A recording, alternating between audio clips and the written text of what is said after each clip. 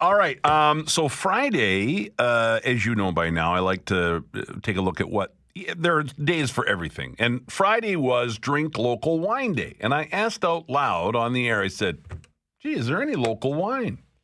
And I heard from people, yes.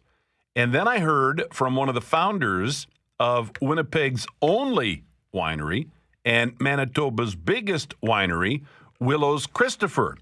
Willows, nice to meet you. Hi, nice to meet you. Thanks for having us. Thank you for coming in. And you said us, yes, you're a co-founder. Zach Isaacs is with you as well. Hi, Zach. Hi. How old are you guys? Rude first question, but you're young men. I can't believe you're winemakers. Yeah, we both just turned 22. We're born like less than a month apart, and we wrote the business plan when we were 18 years old. And why? Why did you decide to become winemakers? I like getting drunk. Honest answer. I love it. Yeah. You know, I've been making wine for years. I love it. It's a real passion of mine. Yeah. Like, have you been making it with, like, a lot of people make wine with the kits that you can buy and that, but you were actually... Well, no, yeah, I always wanted, I'd go strawberry picking or raspberries, drag him along, and Saskatoons, strawberries, rhubarb. And make wine and different drinks out of it. Yeah, exactly. Yeah. Wow. And so how long have you been around then to be Winnipeg's only and Manitoba's biggest winery? That's impressive. How long have you been around then? Well, we opened in January of 2017, and I believe we became the biggest winery pretty quickly. 8 months after that. I don't imagine you got a lot of competition. Not a lot. There's like one other person, I think. There's been a couple wineries like historically that have come and gone, but we're hoping we can we can stick. And it's called Shrugging Doctor. I'm not sure if I mentioned that or not. Where did the name come from? So, when you write a business plan at 18 years old and you walk into a bank and you say, hey, I've never really had a job before. I've never run a business. I have no credit history. I have no assets. And I want to start a business about getting drunk is what they hear. I can imagine. It's a little bit hard to get funding. Yeah. So we started this business for practically $0, and we really had to kind of climb and claw our way up to where we are today. And when I think of that kind of ingenuity and entrepreneurial spirit, if you will, I think of the doctor with a cart that went town to town selling elixirs that cure everything, just like we try to do. So we put a lot of our personality in the operation. Well, I have a real soft spot for the entrepreneurial spirit. So anytime I can get somebody on talking about their business idea, and especially when they succeed with it, I like doing that. So, guys, either one of you, what have you got then for wines? Because you don't just have one wine. Like, you've got several beverages you're putting out, right? Yeah, so we have a white and a rosé that are made with Manitoba grapes. That we're really proud of those. It took like more than a full year from start to being able to actually sell them. Yeah. It was a pretty ambitious project because I'm sure you can imagine growing wine grapes in this province. I want to ask you, and I want to ask you about that, but rattle off some of the drinks first of all so we know. Then we have apple cider. Yeah. Mead, which is a honey wine. We have apple cinnamon mead.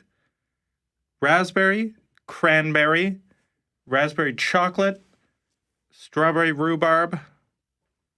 And we have a lot of like other seasonal stuff that comes and goes kind of with the season. Wow. Right, and it's available in all the liquor marts? Yeah, we have 6 products with liquor marts. We're pretty much every location. As north is like Thompson and the Paw. We're in like Brandon, Selkirk, Steinbach, Thompson, around there. And then pretty much every location in Winnipeg. It's also available on Skip the Dishes delivery service. And we also do our own delivery service on our website. So you can just go there and online. You don't have to talk to anybody and just get it delivered to you. The website is great. It's called shrugdoc.com. Yeah. But again, just Google Shrugging Doctor and it will pop up. So that's good. You can get it delivered right to the house. Now, let me ask you about the grapes because it's too cold here to grow grapes, isn't it? That's what people say.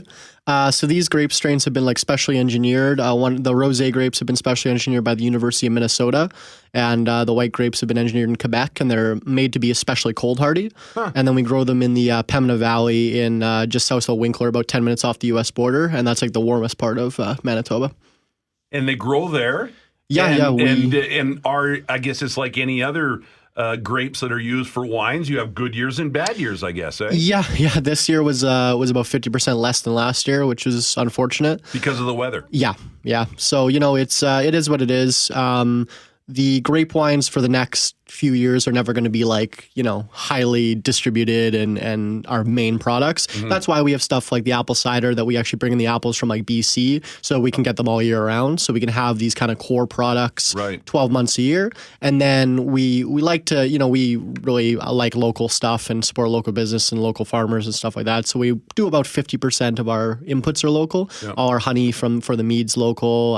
Strawberry rhubarb, we were picking the strawberries and driving around to people's houses and picking rhubarb ourselves. So, we can verify how local and fresh it is. But so hopefully we plan in the future to maybe plant more grapes and have more of a yield, but at the moment. And how's it going, Zach? Like, any regrets? Are you guys making money? You're happy doing what you're doing? I'm extremely happy doing what we're doing. We are making money. We had a bit of a rough start, but things seem to be going pretty well. I haven't slept in like 3 years, but well, you'll catch up. You'll catch up at some point. I also get to drink wine every day, though. So I mean, that's true. As part of your job, no one can yell at me anymore. You get paid to drink wine. Exactly. Yeah, I got to ask you. It seems winemakers that I've met in the past, they like to enter their wines in competitions, right? And our wine was number one at whatever event. Have you entered your wines, your drinks in any competitions? We haven't yet. One of our biggest problems has been keeping up with demand.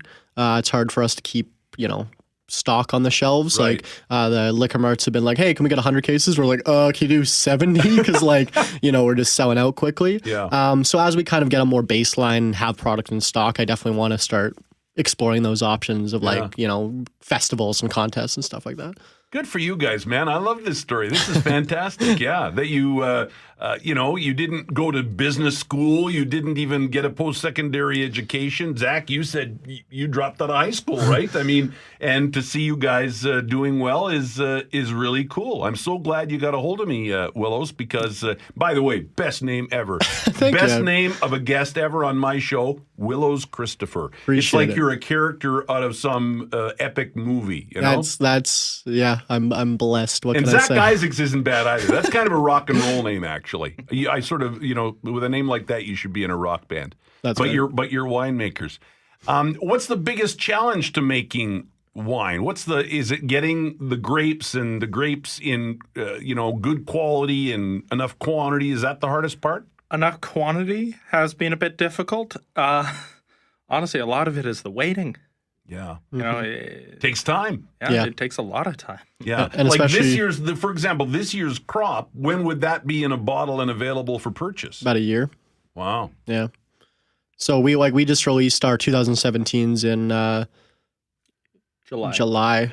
Yeah. So, that's to be 10 months on that one. The longer the better typically. So we want to probably wait about a year for these 2018s and then now that we can kind of sit on product longer, because, when you start a business on like $50, and it's a manufacturing business that you got to spend a lot of money before you make and you got to wait months before you make any money. Yeah. It's hard to sit on product. Like I just kind of want to move it out the door as quick as possible. How did you do that? Like you said, you've done it on a shoestring, but I can't imagine, like you said, I mean, this is a business that involves product, it involves, making it, bottles. I mean, yeah, it probably shouldn't have been possible.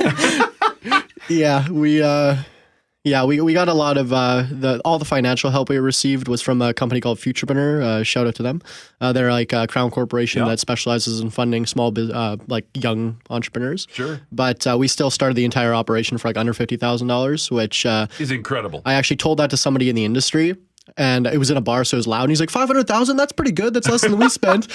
And I'm like, no. Like, so it's, I think a lot of people are like, wait, how did you do this again? Wow. But I don't know if we even know. We're just still here. We made some wine, made some cider. Cider is definitely our fastest product out the door.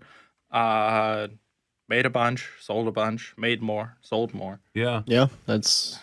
Good for you guys. And what's next now? Do you want to add more beverages or what do you hope to do with it? Yeah, we're trying to stay ahead of production. We're finally, we just added another vat. This is the third time we've had to expand since we opened.